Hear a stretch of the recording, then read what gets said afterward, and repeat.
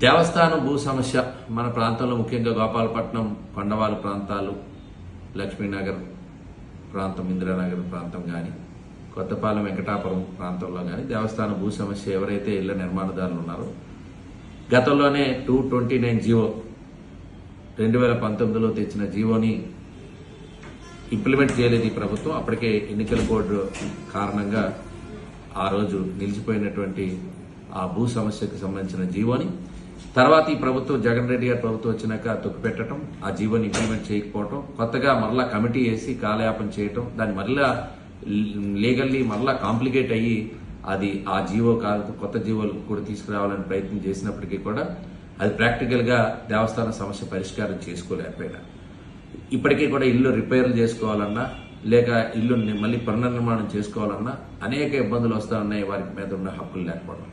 ఈ 229 జీవో ఏదైతే గతంలో ఇచ్చామో పూర్తిగా రెగ్యులరైజ్ చేయడమే కాకుండా ప్రజలకి దేవస్థానానికి సమస్య లేకుండా ఎంతైతే భూమి కోల్పోతా ఉందో ఆ భూమి ఇవ్వడానికి నిర్ణయించుకొని 559 ఎకరాల భూమిని సింహాచలం దేవస్థానానికి కేటాయించడమే కాకుండా రెగ్యులరైజ్ చేయడంలో పేదవాడికి 100 గజాల వరకు ఉచితంగా ఇస్తూ మిగిలిన వారికి నామినల్ ప్రైస్ 98లో 7% రిజిస్టర్డ్ వాల్యూలో కట్టే విధంగా ఇచ్చినటువంటి నిర్ణయం వల్ల ప్రజలు చాలా సానుకూలంగా ఆ జీవోని ఉపయోగపడుతుంది. అదేవిధంగా దేవస్థానం కూడా రెగ్యులేషన్ అమౌంట్తో పాటు సమానమైనటువంటి ఈక్వలెంట్ వాల్యూ ఆఫ్ ల్యాండ్ కూడా ఇవ్వడానికి మనం కోర్టు అంగీకారంతో, దేవస్థానం అధికారులు, ఎండోమెంట్స్ అధికారుల అంగీకారంతో రాష్ట్ర ప్రభుత్వం తీసుకున్నటువంటి జీవో 229.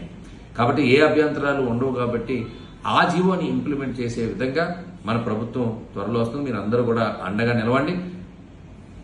వచ్చే మే 11న జరిగేటువంటి ఎన్నికల్లో తెలుగుదేశం పార్టీ, జనసేన, బీజేపీ కూటమి అభ్యర్థిగా నేను పోటీ చేస్తున్నాను. మాకు అండగా ఉండండి. మరలా మన చంద్రబాబు నాయుడు గారు ముఖ్యమంత్రి అవుతారు.